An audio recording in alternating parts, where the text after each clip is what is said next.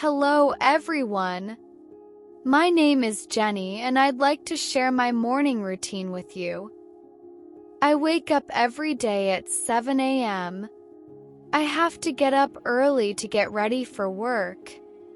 First, I go to the bathroom to use the restroom, then I take a quick shower. After that, I brush my teeth, wash my face, and comb my hair. Next, it's time for breakfast. Today, I'm having pancakes because they're quick and easy to make. I mix some flour, sugar, baking powder, salt, and a bit of milk in a bowl, then pour the batter onto a hot pan. In just a few minutes, I have warm, fluffy pancakes ready to eat.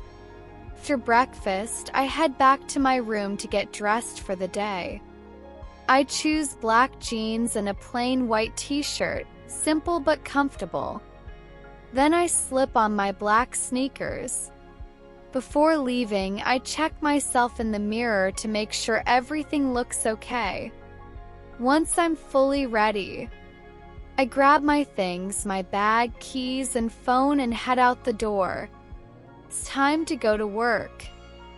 And that's my morning routine.